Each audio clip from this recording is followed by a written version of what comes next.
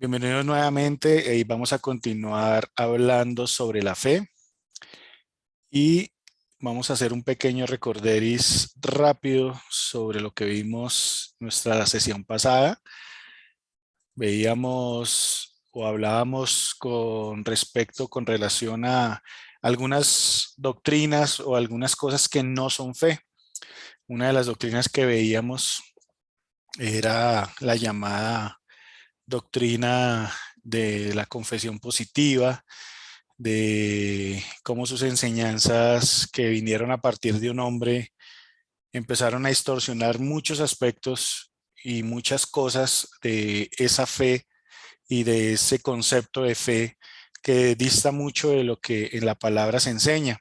Y pues por ende esto se vuelve peligroso por estas mismas cosas y por estas mismas razones. Veíamos a manera de conclusión cómo estas doctrinas son peligrosas porque desplazan la voluntad de Dios y hacen que la voluntad caprichosa muchas veces nuestra sea la que predomine y la que tenga que estar por encima incluso de la voluntad de Dios. Ataca la oración porque, bueno, si no, si lo que simplemente, como enseña esta doctrina, lo declaramos, lo decretamos, pues ¿para qué oramos, no? Entonces se vuelve la oración un acto ya irrelevante. Y también veíamos cómo incentiva peticiones caprichosas y materialistas, todo enfocado, y algo que caracteriza esta doctrina es cómo todo va enfocado a lo pasajero, a lo material, a lo finito, a aquello que es temporal. Muy pocas veces se le enseña a la gente, bueno, decrete y declare que va a ser un buen esposo, va a ser una buena esposa, que va a dejar el pecado, que va a dejar esos comportamientos, esas palabras, esas cosas que no le agradan a Dios, no. Todos se enfocan que declaremos y decretemos que va a tener casas, que va a tener riquezas, que va a tener salud, pero bueno, ¿para qué quieres todo eso, no? Sería la pregunta. Desvía la fe en Dios, efectivamente es algo que indiscutiblemente sucede porque ya no reposamos sobre nuestra confianza en Dios, sino la depositamos en hombres y y en sus intenciones o en sus enseñanzas. Y con base en esas enseñanzas, pues también nos comportamos, corrompiendo la imagen de Dios de una manera tal que pretendemos creer o empezamos a creer que Dios quiere darnos cosas y cosas, pero no entendemos que Dios quiere tratar más que todo con nuestro corazón.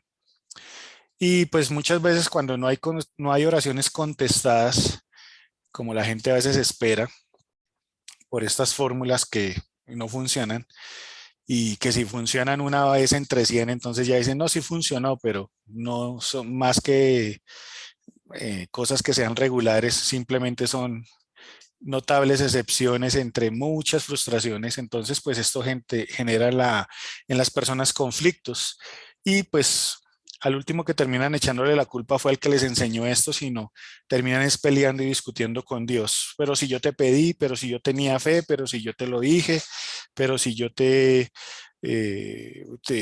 creí, y pues realmente detrás de eso lo que hubo es una confianza, como lo decía ahorita, en hombres y en sus enseñanzas. Y pues desvirtúa el cristianismo. Entonces, muchos, como uno ve por ahí, empiezan a compartirle a otros, no, acérquese a Dios y Dios te va a hacer feliz. Acércate a Dios y Dios te va a hacer millonario.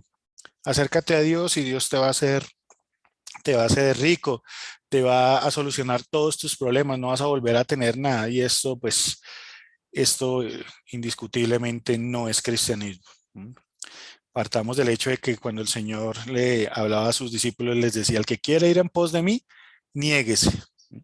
Entonces, lejos de todo esto, estas doctrinas, pues no enseñan a la gente a negarse a sí misma, sino por el contrario, a centrarse en sí mismos y en sus peticiones personales y, como lo decíamos ahorita, incluso caprichosas o materialistas. Vamos a ver un par de cosas más de lo que no es fe y entramos ya a entender también o tratar de entender a la luz de la palabra cuál es la forma de fortalecer nuestra fe, esa fe de la que nos habla el Señor. Entonces, fe no es una fuerza. Muchas personas lo tratan de percibir de esta manera y una fuerza pues está relacionada con una capacidad física, ¿no? Para realizar un trabajo, un movimiento. Un ejemplo, pues la fuerza muscular, y a través de esta pues puedo aplicar esta capacidad sobre algo.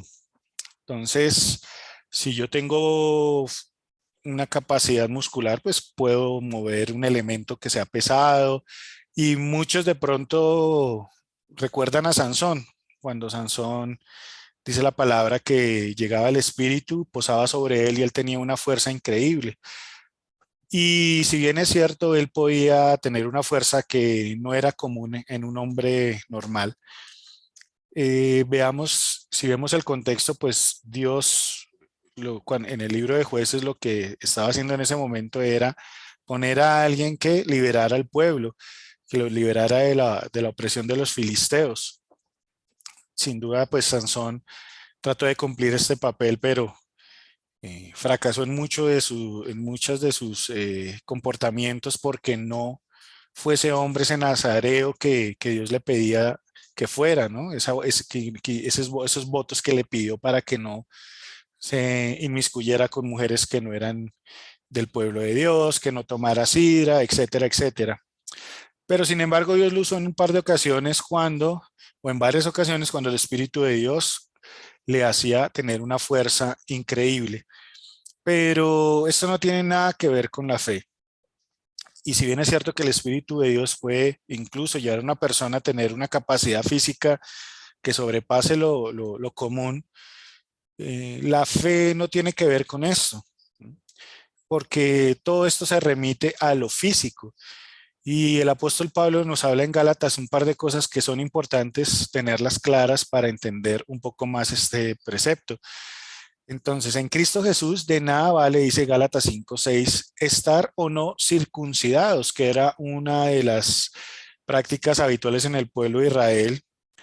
Y si lo recordarán o si no lo saben, la circuncisión era un mandato que Dios había dado como señal para su pueblo. Entonces, quien estaba circuncidado era alguien, obviamente para los hombres, era alguien que se identificaba como del pueblo de Dios.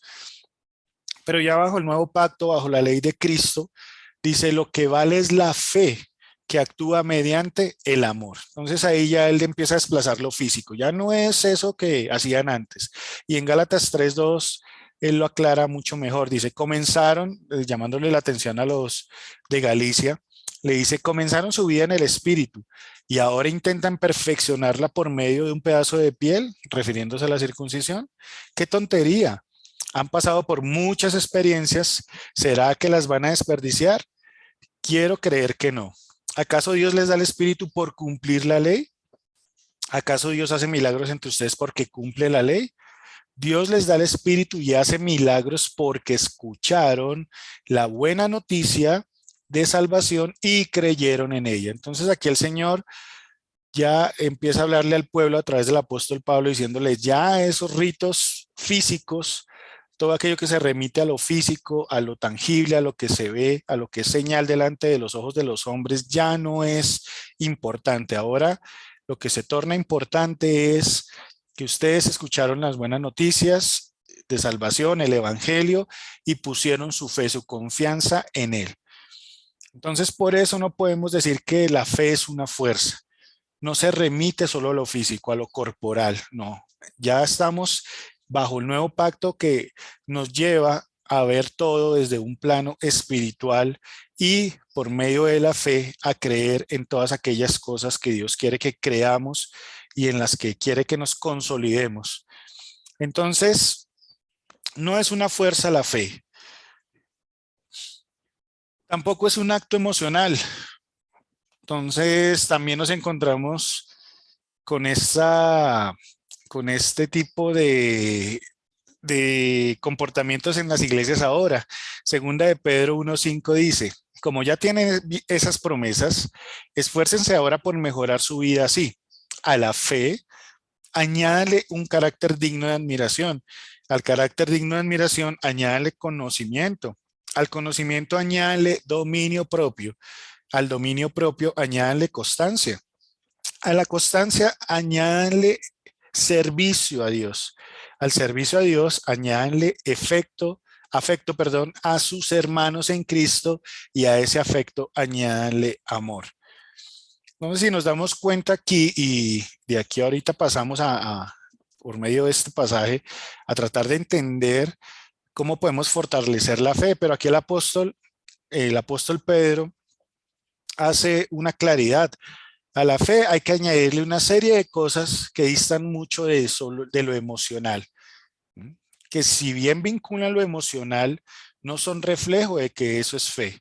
No son actos de simplemente, como vemos en muchas iglesias, a personas que lloran mucho. Entonces, ay, ¿cómo tiene fe? Llora por todo lo que diga el pastor. Dice amén y está ya llorando. Entonces, no, es que esa hermanita tiene mucha fe. O gritos de júbilo, entonces empezamos a gritar y no digo que estas cosas sean malas porque están vinculadas a algo que es natural en nosotros como seres humanos, que son los sentimientos, pero muchas veces creemos que esto es reflejo de la fe. Y esto es lo que debemos tratar de entender, que esto no tiene nada que ver con fe. No es de llorar mucho, no es porque estamos dando gritos de júbilo a cada momento, gritando amén, como uno ve las hermanitas en algunas congregaciones gritando amén a todo lo que diga el pastor y uy, para que de pronto ella piense que los demás digan, uy, ¿cómo tiene fe? No es aplaudir fuerte, aunque no quiere decir que no aplaudamos al Señor en algún momento. No es demudar el rostro, poner mil caras de asombro, de sorpresa o todo tipo de rostros que de alguna manera traten de mostrar a otro que, entre comillas, estoy en comunión con Dios. No es una alegría desmedida, ¿no? Entonces, incluso en algunas congregaciones, esos asuntos que le llaman la risa santa, que de ninguna manera salió de muchos lugares menos de la Biblia, pero entonces muchos creen que porque se ríen y no pueden parar de reír, pues alguien se ríe y la risa es contagiosa y si alguien se ríe de forma graciosa, el otro se le va a impregnar, por decirlo así, pues esa alegría y se empiezan a reír, entonces todo el mundo se ríe, entonces hay mucha fe en esa iglesia. Eso es algo que sería falaz. Saltos desaforados, no es algo que también refleje que hay mucha fe en esa persona. No depende de noticias externas, ¿no? Que muchas veces también esa persona se llena de motivos porque escuchó buenas noticias. ¿M? Entonces está lleno de fe o positivismo. Como dicen por ahí, no, es que usted tiene que ser positivo. Eso, el ser positivista no es sinónimo de fe. No es decirle a todo que todo está bien, que nada va a pasar, que pongamos esperanza y fe en los hombres y empiezan a hacernos creer o a darnos también frases célebres que llenan de mucha emotividad, que son pasajeras y es mucho de lo que hacen los motivadores, entre comillas, ahora cristianos, ¿no? Entonces, te dan una frase, te la barnizan con una palabra y ya y tienes que creer en ti mismo, tú eres el campeón, nadie es como tú eres único, tú eres especial. Y sí, hay partes que nos hablan de verdades, pero hay otras que simplemente están enfocados a hacernos crecer una autoestima de manera desaforada.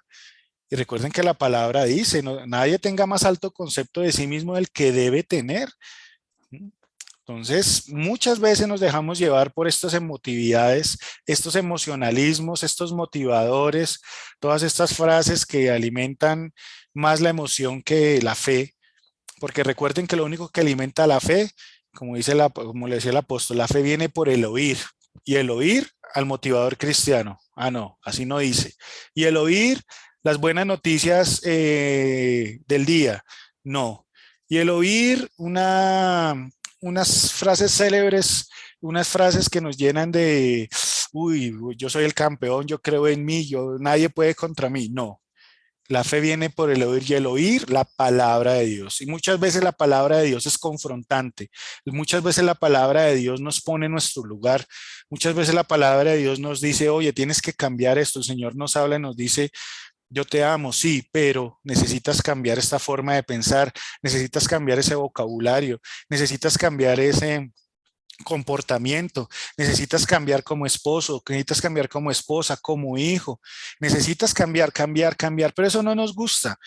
Es más bonito cuando nos mandan esas cadenas de WhatsApp de 4 minutos, 5 minutos, que solo los escuchan muchas mamitas, porque yo la verdad no le dedico tanto tiempo a eso, con una canción emotiva, que ya solo escucharla ya uno siente ganas de llorar, porque qué canción tan triste, y imágenes que reflejan por allá o llaman no sé, a sentimientos pues, emotivos y de todo tipo de sensaciones por allá, como que te llevan a otro, te quieren llevar a otro mundo, y frases que quieren alimentar de forma pasajera, como les decía ahorita, pues eso emocional que forma parte de nuestras vidas. Pero eso no es lo que Dios quiere.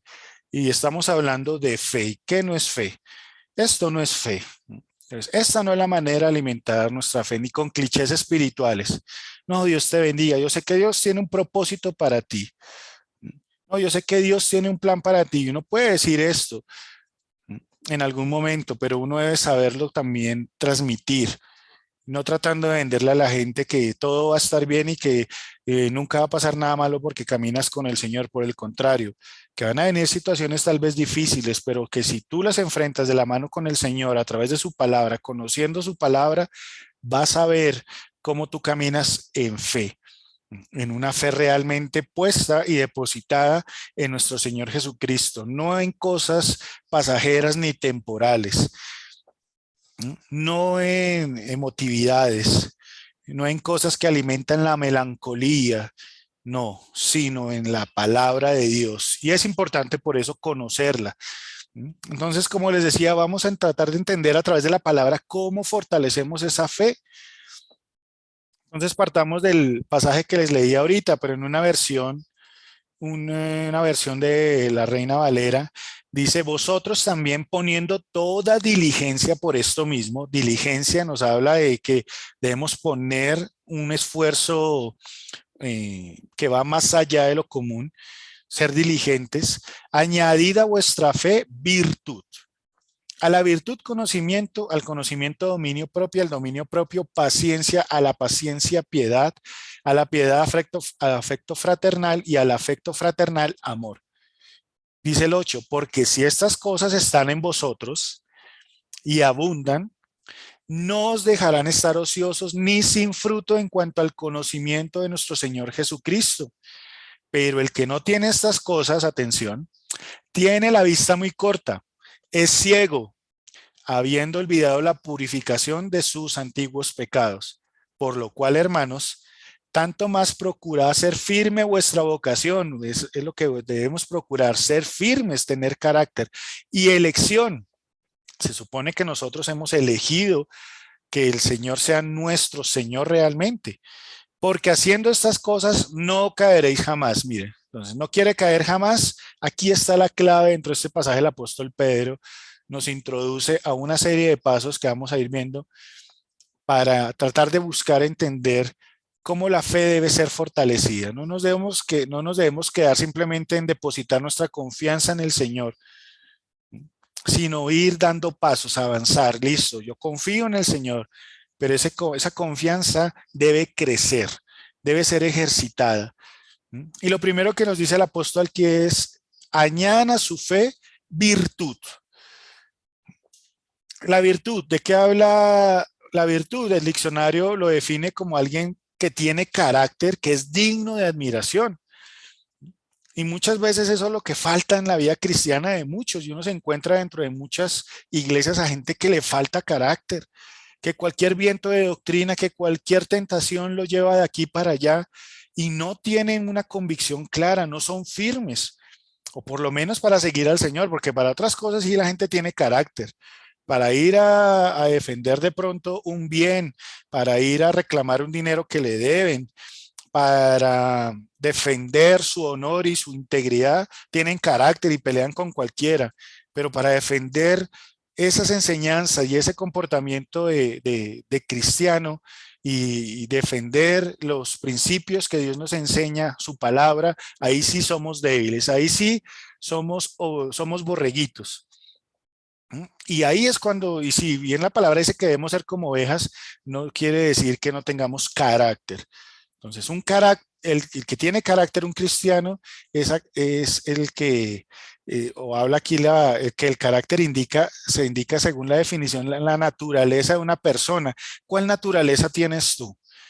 ¿Han cambiado tu naturaleza? Recuerda que les hablaba de cómo el que ha nacido de nuevo cambia su naturaleza.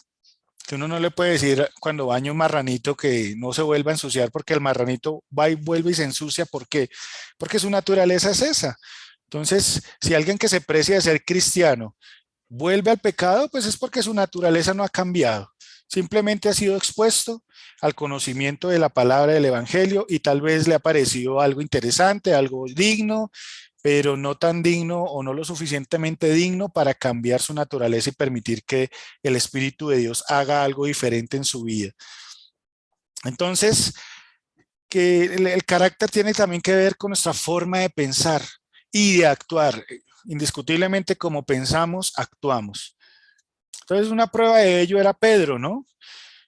Y si recuerdan, Pedro fue el que caminó por las aguas, porque tuvo en ese momento esa confianza, pero le faltó carácter para seguir caminando, esa determinación, porque empezó a ver las pruebas, las dificultades y como que se vio en medio del agua y cuando empezó a racionalizar todo, dijo, no, pues yo soy un ser humano, yo no camino sobre el agua, el mar, el agua está anegando, no, esto no es lógico y empezó a hundirse.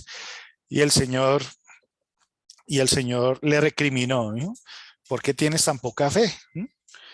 Entonces, aquí la virtud, la palabra virtud en el original, en el texto original, viene del griego arete, así como el, el, el adorno que se ponen las mujeres en la orejita, ¿no? El arete.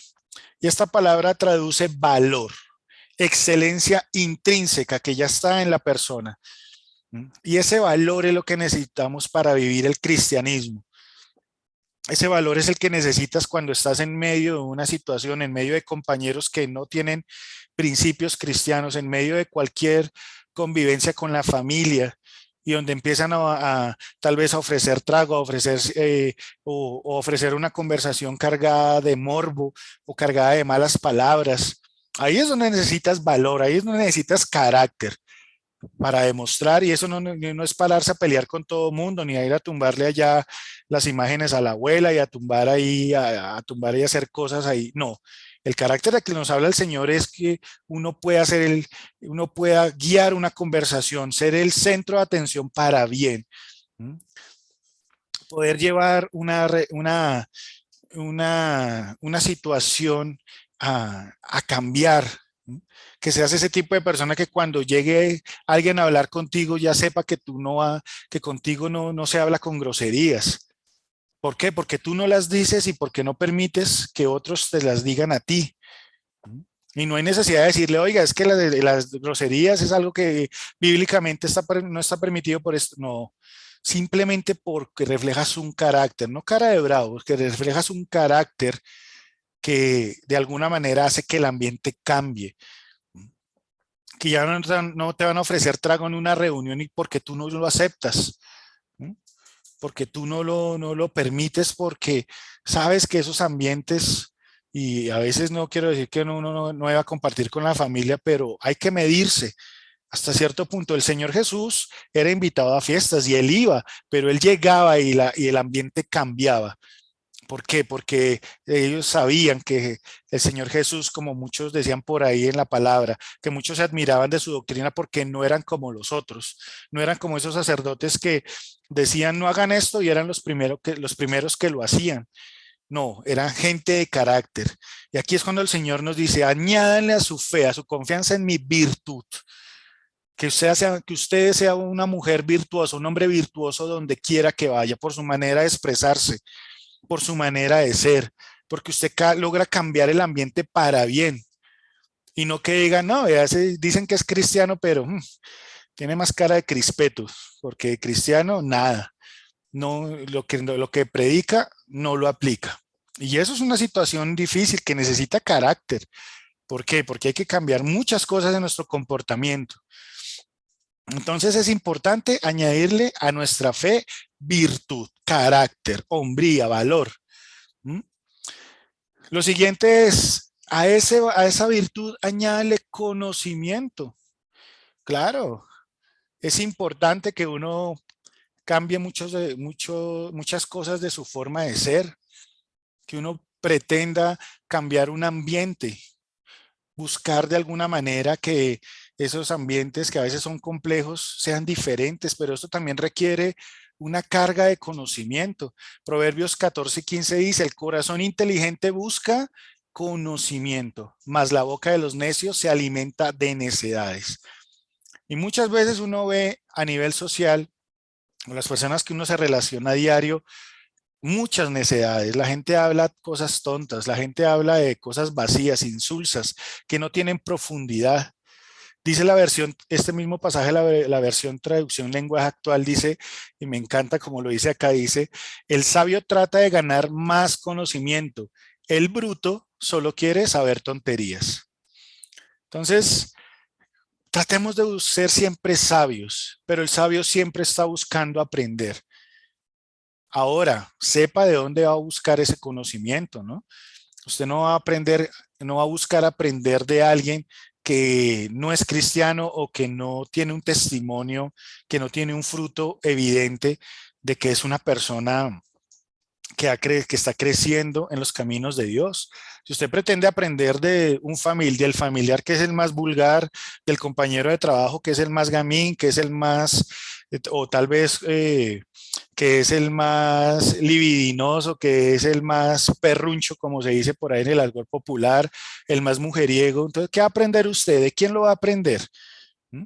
No, usted trata de buscar gente que le edifique y eso implica que usted busque cambiar su círculo social. Eso implica que usted sea diferente. Eso implica que usted necesariamente cambie y de alguna manera y eh, de forma temporal, usted vaya cambiando sus amistades. Cuando uno se acerca al Señor, uno empieza a dejar esas viejas amistades necesariamente, porque uno sabe que hay personas que no le edifican, porque uno sabe que por más que esa amistad tenga muchos años, esas amistades ya no caminan con Dios como uno lo está haciendo. Entonces es algo que se va haciendo de manera espontánea en cierta forma también y que a la postre pues nos va a llevar a que tengamos otra clase de círculo social, incluyendo a nuestros seres queridos o familiares. Recuerde lo que dijo el Señor cuando Él estaba predicando la palabra, ¿no? Allá mucha gente prestando atención con el Señor allí, atentos a la palabra de Dios, y llega alguien y le dice, maestro, maestro, afuera llegaron, tu madre y tus hermanos te buscan. ¿Pero qué hizo el Señor? Ay, no, mi mamá, mis hermanos, ábranle paso. No, el Señor dijo, señalando a todos, dice la palabra, aquí están mi madre y mis hermanos. Mi madre y mis hermanos son los que hacen la voluntad de Dios. Entonces, parece algo duro, pero entonces uno se pregunta, ¿y dónde estaba María y los hermanos? ¿Por qué llegaron después cuando debieron estar allí aprendiendo de la palabra, conociendo de ella, buscando crecer? Tal vez estaban allí instantes y pretendieron llegar con ínfulas, no es que soy la mamá de Jesús, no, soy el hermano de Jesús, pero el Señor no le dio valor a nada de eso. Entonces no podemos creer, como dicen por ahí en el argot popular, no es que la sangre pesa, es que la sangre tira, es que la sangre es más importante, no, la sangre llama, no, nada de eso. En Cristo somos nuevas criaturas y nuestro Padre es uno y nuestros hermanos son los que buscan honrar a ese Padre celestial. Algunos dicen, no, pero es que la letra mata. Y en el argot cristiano también muchos de pronto escucharon eso. Yo lo escuché. ¿Por qué? Porque malinterpretaban un texto en 2 Corintios. Lo vamos a ver rápidamente. Y con esto terminamos. Pues por el día de hoy, porque vamos a seguir viendo algunas cosas más la siguiente sesión. Dice 2 Corintios 3:6, pues Él, refiriéndose al Señor, nos hizo ministros competentes de un nuevo pacto, dice aquí el apóstol Pablo. No de la letra, sino del espíritu, porque la letra mata, pero el espíritu vivifica. Entonces, si lo lee uno hasta ahí y de esta manera y en esta versión, ¿qué hicieron muchos líderes eclesiásticos? No, si ve que la letra mata, entonces por ahí de algunos decían, no, es que el que lea la Biblia se vuelve loco. No, es que si usted ve mucho conocimiento, lo que hace es matar. El espíritu vivifica, entonces vivamos por el espíritu y llamaban vivir por el espíritu a vivir de forma religiosa.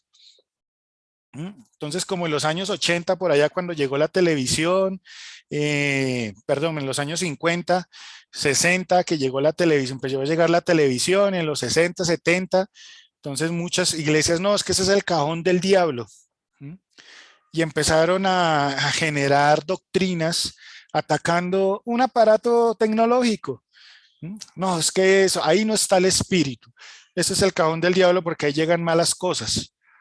De esa forma tan religiosa también tomaron este versículo y lo malinterpretaron para decir, no, esperamos al Señor, la letra mata, el conocimiento envanece, entonces ustedes no tienen que estudiar, no tienen que hacer nada que adquiera conocimiento, ¿no? Lo importante es estar con Dios y de una manera despectiva, de alguna forma, y también irresponsable, empezaron a formar, o más bien a deformar una generación que aborreció, entre comillas, el conocimiento porque es que la letra mata. Pero realmente esto es lo que dice este pasaje. Veamos este mismo pasaje en una versión Palabra de Dios para Todos. Dice, solo Dios nos hace capaces de ser sus siervos del nuevo pacto, dice el apóstol Pablo, hablándole de las de Corinto, dice que Él ha hecho con su pueblo, el nuevo pacto que Él ha hecho con su pueblo. ¿Cuál es ese nuevo pacto? Pues el pacto por medio de Jesucristo. Dice, entonces, este nuevo pacto no está basado en la ley escrita. ¿Cuál era el antiguo pacto? La ley mosaica. ¿Cómo estaba esa ley? Pues escrita. Era una ley en la que estaba consagrado todos los mandatos del Señor y estaba escrito. Entonces, dice, no está basado en una ley escrita, sino en el espíritu. Porque la ley escrita lleva a la muerte. En cambio, el espíritu lleva a la vida.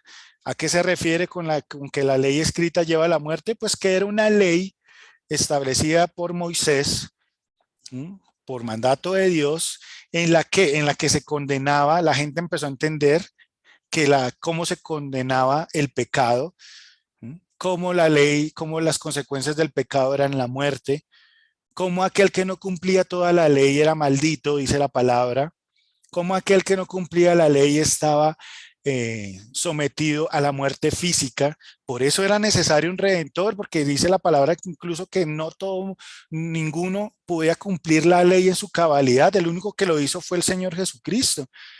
Entonces, bajo ese nuevo pacto, y si usted le recomiendo que lea este pasaje de 2 Corintios 3 desde el principio, como el apóstol Pablo empieza a hablar de esa ley y de ese pacto y antiguo, y de cómo a través del nuevo ya no es solo la ley condenando, sino ahora es la gracia por medio del perdón de Jesucristo y el derramamiento de su sangre para perdón de nuestros pecados. Entonces entendamos que una forma de fortalecer la fe es adquiriendo el conocimiento, pero el conocimiento de que de su palabra, de buscar conocer la sustancia de Él, lo que Él quiere hacer con nuestras vidas, ayudándonos también a crecer en ese conocimiento de su carácter, el conocimiento de lo que quiere Dios con nuestras vidas realmente a través de su palabra. Y eso implica tiempo y eso demanda compromiso, diligencia, que tengamos carácter también. Carácter para que un domingo usted no se quede por ahí durmiendo, haciendo otras cosas, sino vaya y se congregue y busque aprender. Que usted de pronto tenga un tiempo por ahí, esté leyendo un libro que lo vaya edificando, un libro, pues obviamente que cristiano, que le ayude a crecer. Entonces, por eso es importante que vayamos adquiriendo ese conocimiento. Recordemos aquí lo que dice el pasaje de Proverbios: el corazón inteligente o el sabio busca ganar más conocimiento. no para enseñorearse o para jactarse de ese conocimiento, sino para conocer más a su Señor y buscar ayudar más a los demás. Entonces yo creo que por un momento, vamos a dejar hasta ahí. Creo que por un momento le entregamos este tiempo a Dios y oremos al Señor. Ya nos queda un par de minutos, entonces orémosle al Señor. Pensemos por un momento cuál ha sido nuestro, nuestro concepto sobre la fe. Tal vez creímos que esas confesiones positivas, porque hablamos de una manera positiva, o hacíamos unas declaraciones o nos comportábamos de cierta manera emocional, entonces estábamos llenos de fe, pero tal vez nos encontramos con que en algún momento en una situación difícil, en una prueba, esa fe era débil. Hoy digámosle, Señor, perdónanos porque tal vez no entendíamos qué es fe realmente.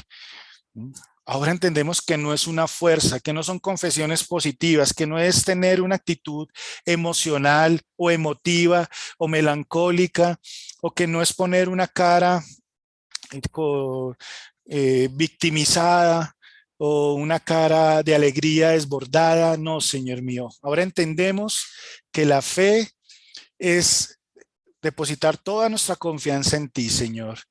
Por eso, Dios de los cielos, te damos gracias. Gracias por tu palabra, gracias por enseñarnos qué es fe. Ayúdanos a fortalecer nuestra fe y a descansar en ti. Te damos toda la gloria y toda la honra y te pedimos que esta enseñanza siga haciendo mella en nuestros corazones y que esta semana podamos seguir reflexionando en todas estas cosas que hoy hemos aprendido. Te damos gracias por este tiempo y gracias, Señor mío, porque queremos añadirle a nuestra fe virtud y a esa virtud conocimiento. Descansamos en ti y te damos toda la gloria y toda la honra. En el nombre de Cristo Jesús. Gracias, Señor. Amén.